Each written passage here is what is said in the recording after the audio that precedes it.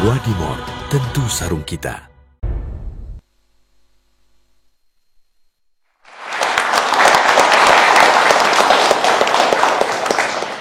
Selamat malam pemirsa, apa kabar Anda? Saya Dwi Anggia kembali hadir bersama Anda di Dua Sisi malam hari ini. Tadi sepintas sudah kita saksikan bagaimana proses pemeriksaan terhadap Ketua Umum PKB Muhaimin Iskandar yang berlangsung hari ini di KPK. Dan memang pemeriksaan Ketua Umum PKB ini menuai kontroversi di tengah masyarakat. Banyak yang beranggapan atau sejumlah pihak menilai ini kental nuansa politisnya ketimbang untuk penegakan hukumnya. Nah, sehingga pertanyaan pun muncul di masyarakat, benarkah KPK jadi alat politik? Satu, yang pertama itu. Yang kedua adalah KPK periksa Caimin ini lebih kuat ke unsur hukumnya atau unsur politiknya. Kami akan membahasnya malam hari ini di Dua Sisi dengan sejumlah narasumber yang sudah hadir bersama saya. Ya, untuk membahasnya malam hari ini sudah hadir bersama saya 4 orang narasumber. Di sebelah kanan saya ada Bapak Saud Situmorang, Komisioner KPK tahun 2015-2019. Kemudian di kiri saya ada Bapak Jazilul Fawait, politisi PKB. Selamat malam. Di ujung sana ada Bung Ahmad Syaroni, politisi Nasdem. Selamat malam. Dan Bang Syahganda Nenggolan, pengamat politik. Selamat malam. Ya. Juga ada teman-teman mahasiswa di sini dari STMI Jakarta. Tepuk tangan dong, STMI Jakarta, dan juga adik-adik dari UNAS. Selamat malam semuanya ya. Oke. Bapak-bapak, tadi kita sudah saksikan bersama ya, Menko Polhukam juga udah jelas tadi. KPK jangan sampai jadi alat politik dalam kontestasi politik. Dan juga hampir semuanya nadanya sama. Tapi pertanyaannya kemudian ini muncul pemanggilan KPK ini tidak lama berselang setelah deklarasi pasangan Anies dan Muhaimin Iskandar. Lagi pula kasus ini juga sudah 2012, 11 tahun yang silam lah kemudian diangkat kembali. Karena ini terperiksanya dari timnya Bang Jazilul, saya mau tanya dulu nih, tadi Caimin memenuhi panggilan ya, pemeriksaan setelah sempat tertunda. Bagaimana menanggapi panggilan pertama sebagai saksi di KPK? Baik, terima kasih.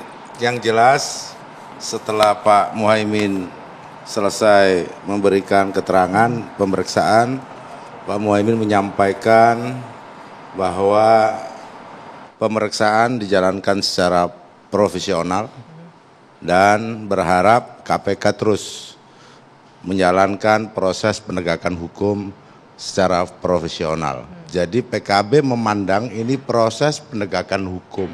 Dan kami yakin Pak Muhaimin clear and clean, tidak terlibat di masalah atau kasus ini. Namun ada yang mengkaitkan dengan politik. Karena apa? Memang ini lagi musim politik. Dan Pak Muhaimin baru 2 September yang lalu dideklarasikan menjadi bakal calon wakil presiden bersama Pak Anies. Jadi memang ini proses penegakan hukum, namun di situasi politik yang saat ini semua menyaksikan, sehingga tidak bisa dilepaskan dari PKB proses politiknya. Kami tidak bisa menahan opini masyarakat. Tapi kalau PKB sendiri melihat ini lebih bernuansa politis atau memang benar untuk penegakan hukum? PKB melihat ini murni penegakan hukum. Oh, masih berhusnuzon ya PKB ya. Namun bahwa ini ada di momentum politik yang menurut saya penegakan hukum ini kemudian menimbulkan kegaduhan, polemik, kontroversi. Bahkan kami banyak mendapatkan pesan dari para kiai, para aktivis, yang kira bukan untuk membela Pak Muhaimin, tidak. Namun kira-kiranya KPK ini murni penegakan hukum atau enggak? Saya selalu menjawab ini murni penegakan hukum. Ini kita juga harus disclaimer terlebih dahulu. Kami juga sudah mengundang pihak KPK, Komisioner KPK, namun sampai detik ini dari KPK menyatakan meminta maaf belum bisa memenuhi undangan di Dua Sisi malam hari ini ya. Oke, jadi nah tentu karena ini murni penegakan hukum, dan publik juga melihat, saya juga berharap dari KPK juga menjelaskan. Misalkan hadir di sini akan lebih enak. Betul. Karena apa? Unsur kegaduhan, unsur kontroversi, tudingan ini makin membesar dan takutnya itu diarahkan kepada PKB. PKB enggak, PKB akan menjalankan, apalagi Pak Muhaimin akan menjalankan proses penegakan hukum dan mendukung penegakan hukum seprofesional mungkin. Tapi jangan tuduh PKB, seandainya ada misalkan yang kontra, yang mengkritik, itu jangan dikait-kaitkan dengan kami. Udah ada yang bilang ini. Ini Pak Saud keras sekali, Pak Saganda keras sekali. Para kiai, para aktivis, Pak MII, IMM, semua mengirim pesan kepada saya, HMI, semua mengirim pesan kepada saya. Ini karena tadi disebutkan penting sebenarnya untuk mendengarkan apa pernyataan KPK malam hari ini, karena berhubung mereka tidak bisa memenuhi panggilan, kami sudah menghadirkan ini. Bukan untuk membela KPK ya Pak Saud ya, tapi ya. Nah ini boleh digunakan ya Pak Saud. Ini kita juga bertanya-tanya sebenarnya, ini kasus sudah 11 tahun silam, di tahun 2012. Waktu Anda menjabat sebagai komisioner KPK, saya ingin tanya dulu, kenapa tidak terfikirkan untuk menghidupkan kembali kasus kardus duriannya Caimin ini? Ya, jadi kita masuk dulu dari ini ya. Bagaimana sebenarnya KPK mulai bekerja? Ya. Itu kan selalu dari pengaduan masyarakat. Bukan karena saya nggak senang sama Pak Mas Jazilul terus saya ikutin sampai kapan dia salah gitu, nggak pernah begitu gitu. Nah ini kan ketika tahun 2018 itu kan hanya kasus yang kaitan dengan infrastruktur. Kasus ini nggak ada nih. Ya mungkin bisa jadi orang yang tahu case ini masih menyenangi Caimin gitu. Oh jadi sekarang yang tahu ini udah nggak senang sama Caimin ya? Sumber informasinya KPK dari mana? Ya. Bisa dari orang paling dekat sama Caimin, bisa jadi orang nggak suka sama dia, bisa juga dari faksi-faksi di partai politik, bisa juga toh. Ya, pokoknya sumbernya banyak aja dari mana itu. Sehingga kemudian nah, kita anggap nih nyampe aja pengaduan nih, didalemin gitu, didalemin. Oh iya nih ada nih. Oh ini karena ini proyek pengadaan barang berarti kerugian negara pasal 2. Pasal 2 kerugiannya berapa? Tadi kalau nggak salah disebut kurang lebih sampai 20 M. Iya, 120 M biaya ininya, tapi ini 1 M cuma. Bayangin aja ya, orang yang belum tentu ikut bermain di situ. Ini kan nanti Caimin ini jadi wakil presiden nih. Asumsinya udah jadi wakil presiden. Calon wakil, ya. Asumsinya udah wakil presiden. Ya, Anda bayangkan dia akan menangani dana yang sekitar puluhan ribu triliun loh. Jadi makanya kita selalu bicara cost and benefit. Kerugian 1 M ini sepadan nggak? Kalau katakan rugi, kita belum bisa buktikan Caimin ngambil loh ya. Baru kita katakan bahwa dia di instansinya dia ada kerugian sebesar itu. Pak Saud, saya lebih tertarik tadi pernyataan Anda bahwa tergantung nih ada orang yang lagi senang sama Caimin atau yang nggak senang sama Caimin. Artinya indikasi di sekarang ini di periode kepemimpinan KPK sekarang ada yang nggak senang gitu sama Caimin. Ya tidak hanya di dalam situ, di luar sana juga banyak juga yang nggak senang dia. Tapi kalau di luar nggak senang, yang di dalam KPK nggak mungkin dong jalan. Oh gitu, makanya akhirnya kan kita bertanya, ini kan, nah ini Pak Jajil harus tanggung jawab sebenarnya. Ini kan Undang-Undang KPK 19 nih, 2019. Ya kan, sudah diganti, bukan dia, sebenarnya semua DPR lah. Ya. Yang setuju. Termasuk itu, Bapak yang di ujung sana yang merevisi Undang-Undang KPK. Nanti kalau Anies jadi presiden kita kembali ini undang-undangnya. Oke ya? Oke, janji politik itu, janji politik ya. Ini keren, malam ini kita kampanye betul nih. Oke, jadi kenapa salahnya di 2019 kenapa ketika undang-undang ini direvisi? Iya kan akhirnya kan saya mengatakan bahwa gampang sekarang meremote KPK. Gampang meremote KPK. Because they part of the government. Dia bagian dari pemerintah, dia bisa dilarang, bisa disuruh, bisa dipengaruhi dan sebagainya. Sebenarnya ini kan sudah kita ramalkan ketika undang-undang itu datang. Ya, sebentar, ini agak serius nih kalau saya gampang meremote ya. Gampang meremote KPK karena bagian dari government. Kalau kita bicara government kita siapa sekarang? Pak Jokowi, artinya ke sana Pak Saud. Atau siapa? Gak usah nyebut nama lah, nanti kayak Rocky Gerung semua kita ini, susah urusannya. Kita kan bicara government, tadi nih bilang gampang diremote, apalagi bagian dari government gitu loh. Iya, tinggal siapa yang meremote, government itu kan juga ada strukturnya juga. Ada strukturnya siapa menggunakan siapa. Tetapi yang perlu kita sampaikan ke publik adalah bahwa pemberantasan korupsi kita ini sekarang indeks persepsi korupsi kita 34, kita di bawah Timor Leste itu kan menyedihkan gitu. Amerika yang 70 indeks persepsi korupsinya, itu presidennya masuk penjara tuh. Sebentar lagi masuk. Yang berikut Biden ini juga mulai disebut-sebut lagi. Indonesia indeks persepsi korupsinya 34. Bagaimana Mbak Anggia bisa menjelaskan bahwa kita lebih bagus dari Amerika kepemimpinan di negeri kita dalam kaitan pemberantas korupsi loh ya? Ya. Oke, ini menarik nih. Saya minta tanggapan Bang Syagana nanti dan juga Bang Roni. Tapi usai jeda, kita kembali saat lagi membahas ini.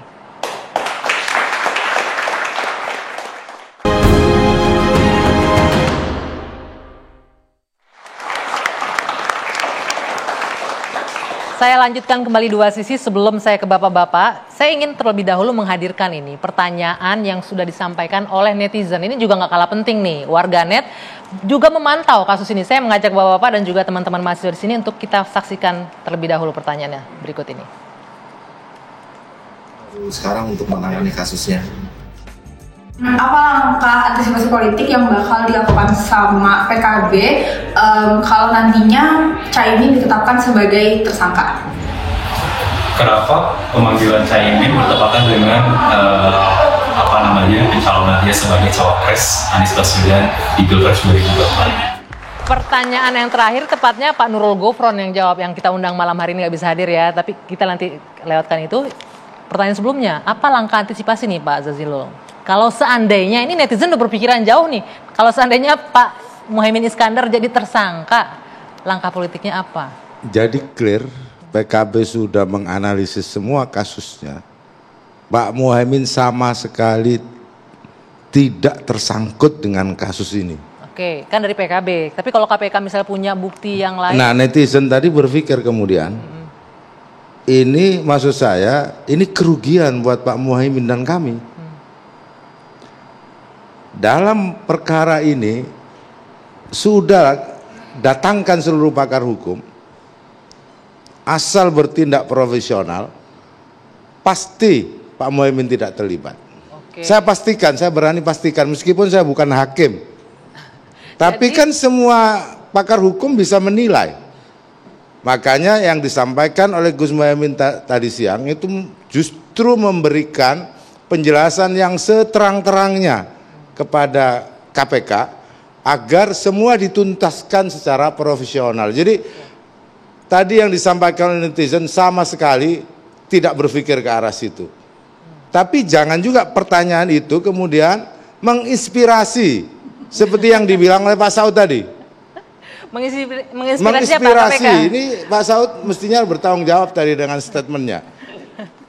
Oke. Karena apa? Karena itu bisa menginspirasi orang untuk memesan agar Pak Muhaimin jadi tersangka. Dari pertanyaan itu.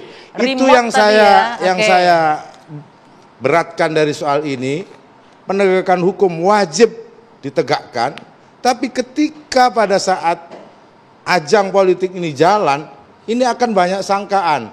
Misalkan kasih contoh, saya sangat mengapresiasi Kejaksaan Agung yang mengeluarkan instruksi nomor 6 di bulan Agustus kemarin, tahun 2003, semua proses penyidikan perkara korupsi yang dilakukan oleh capres, cawapres, caleg, sementara ditunda. Bukan tidak dilaksanakan, ditunda. Dalam rangka apa? Dalam rangka mendukung optimalisasi Kejaksaan Agung dalam mendukung pemilu serentak 2024, clear. Nah, kenapa ada institusi penegakan hukum yang lain yang saat ini PKB jadi korbannya ini? Jadi seolah-olah nih KPK nggak mendukung nih pelaksanaan pemilu 2024. Bukan, saya hanya mengatakan mengapresiasi Kejaksaan ya tadi ya. Instruksi yang dikeluarkan oleh Kejaksaan Agung. Saya mau ke Bang Roni terlebih dahulu. Bang Syaroni, ini tadi menarik nih Pak Saud bilang KPK ini kan bisa di-remote karena bagian dari pemerintah, itu yang dikhawatirkan. Apalagi tadi Pak Jazilul bilang jangan sampai menginspirasi nih KPK, ada yang order dan lain-lain. Bagaimana nih kita bisa percaya ke penegakan hukum? Terima kasih ya. Ini kan kalau tadi dengar Pak Jazilul, Pak Saur mengatakan hal bahwa bisa meremote. Remote dalam artian ini kan kulturnya kelembagaan ini kan memang di bawah presiden, semuanya. Tapi kalau keyakinan meremote untuk melakukan intimidasi politik, mengkriminalisasi seseorang, rasanya enggak. Mungkin dari luar, entah siapa itu orangnya. Kan kita nggak bisa menjustifikasi orang per orang. KPK-nya enggak, tapi di luar KPK-nya di luar iya. Yang tadi ngomong inspirasi itulah orang yang dari luar untuk menjatuhkan seseorang agar prosesnya terlihat wah ini mengkriminalisasi calon. Pak Jazilul tadi juga menarik karena penegakan hukum harus profesional. Tapi KPK harus juga profesional dalam memanggil orang. Kalau memang tidak ada apa-apa, harusnya menjelaskan juga ke publik, mengklarifikasi. Kalau yang bersangkutan dipanggil karena ada terkait dengan perkara ABCD. Nah, selama ini kan enggak. KPK manggil orang, manggil. Tapi ntar kalau nggak ada case-nya, tiba-tiba ya didimin aja, misalnya gitu. Nah, kita berharap profesionalisme KPK yang kita dukung, saya sebagai pimpinan Komisi 3 selalu mendukung pada saat Caimin akan dipanggil. Saya bilang, siapapun orang di Republik ini bila dipanggil penegakan hukum, apalagi KPK, wajib hadir. Tapi setelah pemeriksaan berjalan, better KPK klarifikasi aja bahwa juga ada penjelasan ini, supaya orang Republik ini tidak menilai bahwa ada permainan pada hal-hal yang negatif. Tapi wajar nggak sih, sebentar saya potong, wajar dong akhirnya publik beranggapan ini ada yang janggal. Karena pertama, kasus ini sudah 11 tahun silam. Ada beberapa periode kepemimpinan KPK tapi tidak pernah diungkit-ungkit lagi. Begitu deklarasi baca pres dan baca wapres, kemudian muncul ini kasus diperiksa lagi. Sebenarnya gini, kan ada satu kasus gede yang terkait TPPO. Presiden kan aware tentang itu. Saya di dalam rapat dengan Menkumham, dengan kepolisian, itu saya menyampaikan juga terkait dengan kasus TPPO, jangan dibikin full bucket. Orang yang nggak bermasalah, jadi masalah. Semua tersangka. Nah, ini mungkin ditarik ke belakang. Tapi tarikannya terlalu panjang. Nggak salah juga KPK. Mungkin pengen tahu klarifikasi. Mungkin tadi Pak Imin akhirnya menjelaskan setelah pemeriksaan. Langkah baiknya adalah setelah ini KPK harus menjelaskan kepada publik. Karena ini ada sekarang udah jadi baca wapres. Secara besar politiknya sudah terlihat, sudah dideklarasikan. Seperti kejaksaan. Saya juga mengapresiasi kejaksaan, yaitu Jaksa Agung, cara pikirnya jangan ada keributan di antar semua partai politik. Kalau Bapak saya kemarin bilang di Surabaya, cebong kampret tinggalin. Ini kan maksudnya tujuannya bagus. Setelah proses KPU resmi membuka capres-cawapres, maka bertanding semua yang menilai masyarakat. Jadi kita fair, tidak ada lagi. Masalahnya ada yang berupaya untuk menggagalkan salah satu peserta untuk ikut bertanding. Iya, karena Caimin kabur tiba-tiba. Itu aja masalahnya. Karena kabur itulah jadi seolah-olah, ini mesti diperiksa nih. Benar-benar nuansa politis sekali dong kalau begitu. Nuansa politis karena kondisi partai politik kan belum pada jelas. Jadi gitu. Bung Syahganda, kalau Anda melihatnya gimana? Ini kasus sudah lama, apalagi Bang Syaroni bilang karena Caimin kabur tiba-tiba, akhirnya ini kasus terkesan dihidupkan lagi. Anggia, ini kan gini, dari survei yang meneliti tentang siapa pemimpin yang dipilih rakyat ke depan, itu bukan yang rambut putih, bukan yang pemberani, ya, bukan yang sederhana. Ini penelitian CSIS, ya, diungkap oleh Fernandes kan, yang berintegritas yang akan dipilih rakyat. Berintegritas itu apa? Anti korupsi. Nah, jadi langkah KPK menurut saya sebagai pengamat politik melakukan karakter assassination terhadap Anies Baswedan untuk kasus e-formula. Dan terhadap Caimin untuk kasus TKI ini, perlindungan TKI ini kejahatan menurut saya. Ini betul-betul kejahatan. Artinya ini nuansa politisnya kental sangat, sekali sudah, bukan penegakan hukum ini lagi. Nggak main-main. Kalau KPK mau usut kasus, jangan yang 20 miliar dong. Itu aja yang 349 triliun. 20 miliar itu nilai nilai proyeknya, tapi potensinya tadi 1M juga nggak sampai tadi kan. Ya, itu kerugiannya 1M, 349 triliun. Yang diungkap Mahfud MD, minyak goreng belum selesai, ya kan, kasus BTS yang masih ada nyangkut yang suaminya orang penting di negara ini, misalnya itu kan banyak sekali kasus-kasus yang KPK itu sebenarnya ketika dia dikasih mandat untuk extraordinary penegak hukum, dia dari dulu harus begitu. Sekarang kok jadi lemah, kok main-main politik. Ya, ini nggak benar gitu loh. Tadi menjawab ya, kalau Pak Sot bilang ini ada kemungkinan ini yang paling ngeri ini karakter assassination-nya. Jadi seperti yang tadi, ya kan, kalau nanti Caimin ditangkap bagaimana? Kalau ini karena rakyat kecil tuh nggak ngerti. Kita membodoh-bodohin rakyat kecil, gitu loh. Ini nggak boleh yang gini-gini karena Caimin itu ketika kemarin saya lihat pergi ke mana Banjarmasin ke Tanah Laut, tiba-tiba bupatinya mengusir wakil ketua DPR. Itu kan menurut saya sinting dalam struktur negara. Dia harus datang nyambut secara luar biasa, itu wakil ketua DPR. Gitu-gitu. Gara-gara image yang terbentuk dengan kasus KPK ini, maka Caimin dipersekusi oleh dia. Tidak dikasih di panggung, kemudian mic-nya dimatiin, disuruh pulang, baru udah jalan 2 jam ya kalau nggak salah. Maksud saya ginilah, saya ini ingin bilang, KPK ini berhenti berpolitik. Pertama, Ibu Mega sudah minta dibubarkan KPK ini, tanggal 21 Agustus.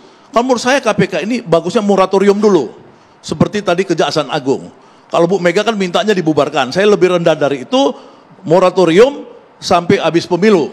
Itu. Bang Syagana sebentar, KPK berhentilah berpolitik gitu ya. Saya mau ke Pak Saud. Pak Saud, memang ada kemungkinan potensi KPK ini ikut dalam gerakan politik praktis. Walaupun tadi Anda bilang kemungkinan di remote dan lain-lain. Sebagai orang yang pernah di dalam, pernah nggak ada indikasi-indikasi, oke tolong dong begini kasus ini apa segala macam? Iya. Mic-nya Pak.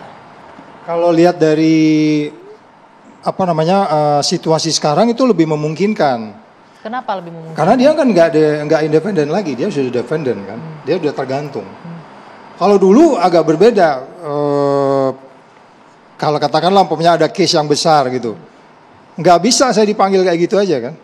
Makanya IKTP itu kita easy kok gitu, tek. Itu sebenarnya kan tsunami-nya gede banget kan. Ya.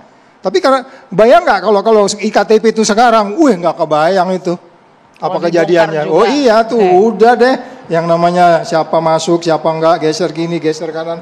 Nah jadi kalau ditanya oleh Mbak Agia tadi, kemungkinan itu dipengaruhi oleh kekuatan dari luar siapapun itu bentuknya, yang megang remote control ini, udah nggak ada baterainya, nggak pernah habis nih malah ini kalau sekarang itu, iya kan, remote control itu. Dong kalau kita berharap KPK yang dibentuk dalam rangka untuk memperkuat kinerja penyidik, kejaksaan dan kepolisian, karena nggak kuat, kita berharap KPK nih sebagai sapu untuk bersih-bersih malah nggak bisa ternyata. Iya, kan tadi udah kita bilang tunggu Anies jadi presiden dulu. Lo kampanye ini, ya kan kita bicara integritas. Kenapa? Jadi sebenarnya memang Caimin ini ketika dia dilakukan menurut saya kriminalisasi, itu naik angka simpati sebanyak 15%. Big data saya, iya naik. Jadi itu kemarin 62 sampai 3 September diteliti oleh Big Data saya, percakapan di media sosial itu naik 15%. Artinya orang sebenarnya bersimpati sama Caimin yang dianggap korban. Hanya kan kasihan kalau di lapangan seperti kasus di Banjarmasin itu. Jadi janganlah, udah cukup aja sekarang gitu. Makasih. Baik nanti kita akan lanjutkan. Tadi benar harus ada klarifikasi. Ya, makanya kita sangat berharap. Kami masih menunggu hingga berakhirnya 2 sesi ini. Mudah-mudahan pihak dari KPK bisa bergabung bersama kita malam hari ini. Usai jeda kami lanjutkan perbincangan.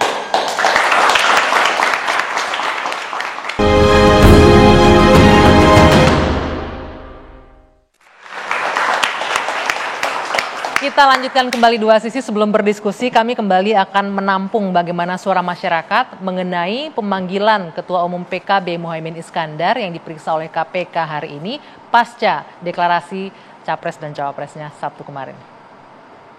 KPK panggil Caimin, menurut kamu KPK jadi alat politik, setuju nggak?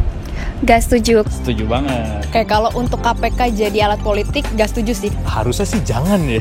Setuju aja sih. Kalau pemanggilannya mungkin saya bisa setuju aja, karena dia bisa untuk menjadi saksi dalam sebuah hukum. Karena kemarin Menko Polhukam udah bilang kan, gak ada upaya pencegahan.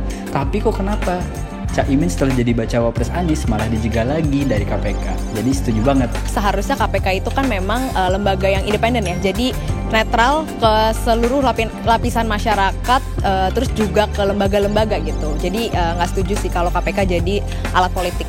KPK itu kan Komisi Pemberantasan Korupsi, bukan lembaga untuk menjegal lawan politik. Karena hal apapun bisa terjadi ketika kita mau kampanye kan, dan menurut saya akan lebih fair ketika KPK bisa memanggil semua cawapres dan memanggil capres-capres yang akan mencalonkan diri. Karena KPK adalah lembaga independen untuk mengkaji semua urusan pemerintahan dan itu harusnya netral, jadi tidak boleh diafiliasikan dengan politik.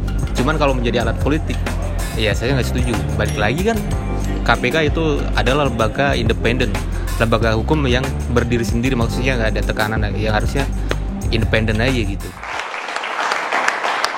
Oke, itu suara dari masyarakat yang semuanya kayaknya tidak dapat dibendung ya kalau menyebutkan KPK tidak boleh jadi alat politik. KPK harus independen. Pak Saud, sebagai mantan komisioner melihat kondisi KPK yang seperti ini bagaimana? Tadi sudah didengarkan suara masyarakat, maunya ya jangan terafiliasi politik dong. Ya, supaya kelihatan objektif gini aja deh. Waktu nanti dibilang sombong, Pak Zazil bilang sombong. Kenapa? Karena waktu saya meninggalkan KPK itu kan indeks persepsi korupsi 40. Berat, untuk naikkan 1 tuh berat. Itu OTT pernah didabelin, nggak naik juga, dia stuck aja gitu. Nggak ada kaitan memang dengan penindakan. Lebih kepada pencegahan, lebih kepada style kepemimpinan. Kan yang diukur kan persepsi kan. Anda bisa bayangkan sekarang persepsi rakyat Indonesia terhadap KPK kayak apa sekarang, persepsi itu. Tergambarkan dari tadi lah itu. Iya kelihatan kan. Walaupun ada yang sedikit bicara netral, tapi kalau diajak heart to heart pasti ngomong, gue juga bingung Pak Saud ini KPK atau apa sih gitu kan. Jadi maksud saya dengan angka yang 40 yang kita tinggalkan, pertanyaan Mbak Anggia tadi adalah seperti apa mereka di dalam udah kita bisa bayangkan. Mereka untuk memperjuangkan stand di posisi 40 aja nggak bisa. Dia malah turun sampai lebih, berapa itu dari 40 ke 34. Oke. Turun 6 lebih, turun 6 gitu. Jadi itu kan banyak kinerjanya dipengaruhi oleh KPK karena dia yang menginspirasi semua institusi. Jadi 9 lembaga yang menilai itu semuanya waktu itu kita sasar. Umpamanya salah satu soal pajak. Itu dinilai oleh internasional. Kita datangi pegawai pajak, ngomong dengan Ibu Sri Mulyani, kumpul pangap di situ, dudukin Kapolri di situ, dudukin Dirjen Bea Cukai di situ. Bener nih supaya nggak berisik gitu loh. Nah sekarang mereka bisa nggak menginspirasi itu? Dia bagian dari masalah. Jadi kalau KPK bagian dari masalah? Oh iya bagian dari masalah. Mitra kerjanya gimana nih Bang Sorny? KPK bagian dari masalah ini. Gimana nih? Agak mengerikan. Sebenarnya gini, kan asumsi masalah atau tidak. Kontekstualnya adalah kementerian lembaga punya survei masing-masing. Nah, yang Pak Saur bilang bahwa sekarang udah di bawah pemerintah. Tapi fungsi pencegahan yang mungkin dilakukan oleh KPK sekarang. Jadi tidak lagi pada OTT, walaupun OTT masih banyak sebenarnya. Mungkin aja sekarang lagi lihat-lihat orang dulu tunggu, lagi nunggu kesalahan lah ceritanya. Tapi kan nggak selalu mulu. Pak Saur bilang tadi, oh ikutin Pak Jilul terus-terusan gitu ya. Enggak juga. Tapi konteksnya sekarang adalah KPK ini kan dari dulu kan brandnya selalu terdepan, di atas gitu ya. Dengan kegarangannya. Zaman Pak Saur, kita sampai berantem-berantem sama Pak Saur dulu. Tapi ini adalah perspektif pimpinan kan masing-masing beda-beda. Kita nggak bisa menyalahkan KPK adalah bagian dari masalah, nggak juga. Tapi karena ruang publik terkait dengan penegakan hukum ada terlibat politik di sana, akhirnya jadi agak bingung mau maju salah, takut mundur salah. Begitu juga dengan Caimin. Caimin mungkin ya ambil hikmahnya, Caimin makin terkenal aja nih sekarang. Begitu, Pak Jazilul. Yang mungkin surveinya tadinya kecil, tiba-tiba agak naik dikit. Jadi gitu. ini kalau saya lihat PKB riding the wave ini, menikmati nih Caimin dipanggil KPK jangan. Jadi yang jelas PKB sampai hari ini sayang KPK. Pak Muhaimin juga sayang KPK, ingin KPK tetap kuat. Oleh sebab itu makanya Pak Muhaimin sebagai Wakil Ketua MPR, sebagai warga negara hadir langsung KPK dan menunjukkan kepada publik bahwa Gus Muhaimin ini punya komitmen terhadap pemberantasan korupsi. Bahwa memang misalkan Pak Saud menganggap hari ini pimpinan KPK atau KPK bagian dari masalah, mungkin dalam perspektif Pak Saud. Kalau saya hari ini terus terang apapun yang kami sampaikan nanti dianggap tidak subjektif. Mas Jazil, dianggap tidak. Anda bilang tadi Pak Imin ini clean and clear loh. Aku pegang omongan itu. Betul. Someone clean and clear and someone call him as apa gitu. Terus itu gimana tuh? Anda nggak curiga itu di dalam kayak gitu? Jadi begini Mas Saud. Tentu kami akan menghargai semuanya, tetapi jika kami yang ngomong itu menjadi subjektif. Oleh sebab itu, saya sampaikan tadi, ketika PKB melihat kajian terhadap kasus ini, posisi Pak Muhaimin clear and clean dari sisi kajian kami. Oleh sebab itu, kami akan mendorong terus KPK seperti dibilang Pak Saud, jangan menjadi bagian dari masalah karena kami cinta dan sayang pada KPK. Tapi jujur nih pertanyaan, jujur ya jawabnya ya. Caimin popularitasnya jadi meningkat loh dengan dipanggil Pak Muhaimin justru tidak akan mencari popularitas dengan cara begini. Namun seperti disampaikan oleh Pak Sagana Nainggolan tadi, jangan sampai juga terjadi karakter assassination. Justru karena Pak Muhaimin naik elektoralnya makin dikencengin. Ini kan bahaya. Ada ketakutan seperti itu, ada kekhawatiran juga seperti itu. Ya pasti dong, karena politik itu selalu akan ada begitunya kalau kita pandang dari sisi politik. Makanya penegakan hukum, murni penegakan hukum. Tapi mungkin gini, interupsi lah dikit ya. Boleh, silakan. Tapi lebih fairnya, semua terkait capres, cawapres yang udah ada muncul tapi belum resmi misalnya, ya boleh juga dipanggil-panggil semua lah biar rata. Tapi kalau nggak ada alasannya nggak supaya fair, supaya nggak ada. Itu belum tentu clean and clear loh. Oh gitu? Iya, minimal gini, kita di Republik ini masyarakat jangan dikasih isu tentang bahwa itu benar kali, ini nggak benar. Udah semua capres-cawapres mendeklarasikan di dalam ruangan KPK sama-sama semuanya rata, fair. Supaya jangan ada indikasi hanya PKB yang dikriminalisasi. Supaya enak. Kita challenge ya, kita challenge berani nggak tuh capres dan cawapresnya yang udah deklarasi nanti deklarasi bersih juga ya. Oke, Dua Sisi masih akan kembali pemirsa, usai jeda, tetaplah bersama kami.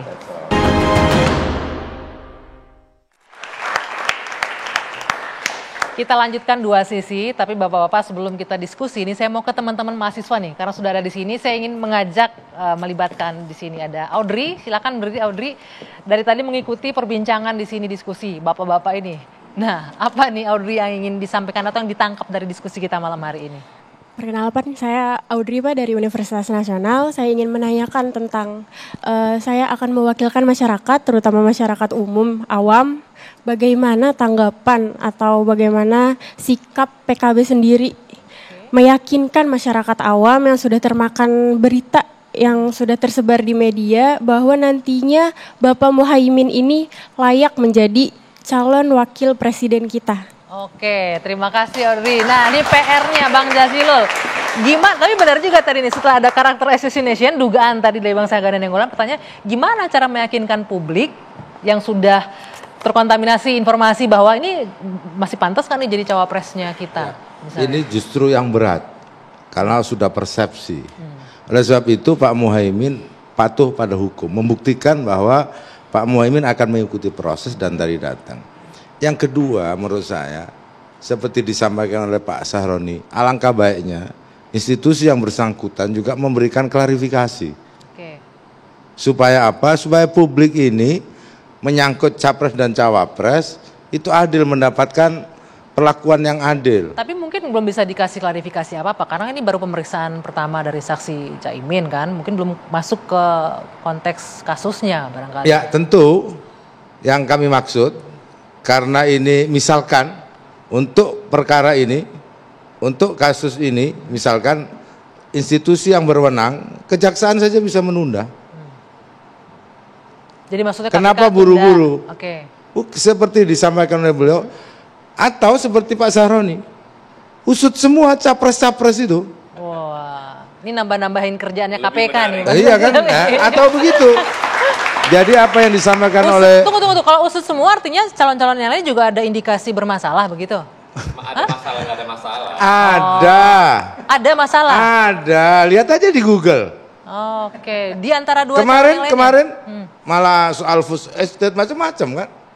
Ada, jadi maksud saya di clearance semua. Kalau memang mau diperiksa semua, diusut semua. Kalau mau ditutup dulu. Di moratorium seperti beliau, seperti kejaksaan juga. Supaya apa? Supaya tidak menimbulkan kegaduhan, prasangka yang buruk, apalagi nanti bisa jadi antar satu dengan lainnya bisa saling menuduh, memfitnah. Tapi kan kita juga nggak bisa intervensi proses penegakan hukum kan. Kalau diminta KPK berhenti sekarang ya nggak bisa juga kan Pak Saud ya? Nggak bisa. Kejaksaan Agung bisa. Iya. Itu tadi saya, Kejaksaan Agung mengeluarkan surat instruksi tapi pengunduran. Iya. Tapi bukan untuk kasus yang sedang berjalan. Mungkin yang baru akan misalnya kalau. Ya tentu kalau yang sudah berjalan dituntaskan. Namun ini kan menyangkut Pak Muhaimin tadi pertanyaannya sebagai bacawa pres. Kan di pasangan di koalisi yang lain kan nggak ada capres cawapres sampai hari ini. Nah, untuk menghindari itu yang muncul-muncul itu nggak apa-apa, dipanggil aja diklarifikasi kan nggak ada masalah. Seperti usulnya Pak Saroni kan. Ini kalau saya lihat salah sendiri kenapa buru-buru cawapresnya dideklarasiin ya. Justru jadi seperti Pak Saganda sampaikan, begitu ini di launching, dideklarasi menggetarkan dan merusak semua peta yang ada. Ini soal. Jadi nggak salah kalau akhirnya publik melihat ini bernuansa politis sekali dong kalau begitu, Bang Saganda ya. Ya sangat ya. Jadi saya mengusulkan ya untuk Pak Jokowi ya, terutama sebagai presiden, belajarlah dari masa-masa presiden yang lalu ya untuk menjaga ketenangan di dalam menyongsong pemilu. Ya kita tunggu, jangan kok ke Pak Jokowi enggak, kan KPK. Maksud saya antara dua ini. Saya cuma dua yang bisa menyelesaikan masalah ini ya agar tenang pemilu ya tadi menghold urusan-urusan ini. Kan kalau besok misalkan tiba-tiba rakyat misalkan demo besar-besaran minta Prabowo diusut food estate misalkan. Itu kan juga ribut lagi Rio. Ya, minta kasus IKTP yang menyangkut nama Ganjar buka lagi, ya kan ribut lagi. Kalau orang melakukan balas membalas, saling sandera. Padahal kita ini kan mau pemilu tenang, ya pemilu itu kompetisi yang tenang. Yang bisa menyelesaikan cuma dua menurut saya. Satu presiden, ya memerintahkan kepada semua jajaran, baik kejaksaan sudah melakukan tadi, ya kepada kepolisian, kepada KPK karena dia punya struktur dewan pengawas agar, ya di moratorium dulu urusan-urusan yang menyangkut capres dan cawapres. Oke, supaya tidak dijadikan bahan karakter assassination. Yang kedua, kalau Pak Jokowi tidak sanggup, usul saya kepada capres dan cawapres masing-masing pihak atau capresnya menandatangani suatu kontrak politik. Kontrak politik apabila ada yang terkena kasus selama urusan-urusan ini sedang berproses ya, misalkan kita lagi mau pemilu gini, nanti diberikan amnesti oleh presiden baru yang terpilih. Gitu loh. Jadi orang tenang. Jangan misalkan yang diperiksa jadi nggak tenang kan. Orang mau keliling ini misalnya Caimin waktu pendek dia harus keliling Indonesia. Ya kan? Harus tenang ini. Pak Saud, ya, itu. Terakhir bisa memungkinkan nggak itu dilakukan oleh KPK untuk diberhentikan dulu, di hold dulu kasus yang sedang ditangani? Ya, penegakan hukum itu kan pasti ada yang disebutnya cost and benefit.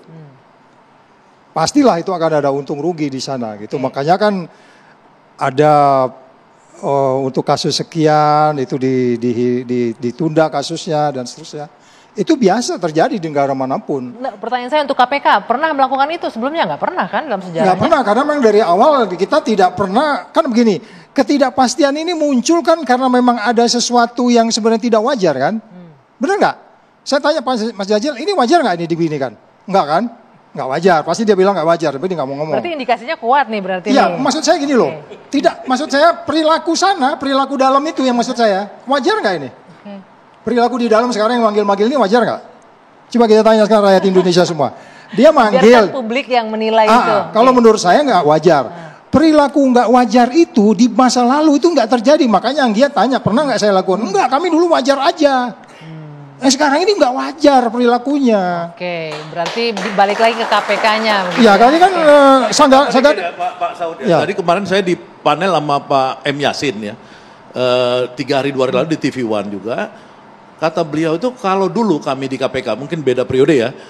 Kalau deket-deket pilkada ya dan lain-lain itu dia biasa ditunda dulu habis pemilihan gitu loh. Baru dia proses lanjut gitu. Itu yang saya maksud wisdom itu, Mbak. Oke, baik. Itulah kita maksud bijaksana itu. Kita tunggu wisdom KPK dalam menangani kasus ini, apalagi menjelang Pilpres 2024. Terima kasih Bapak-Bapak sudah hadir malam ini. Teman-teman mahasiswa juga terima kasih sudah bergabung.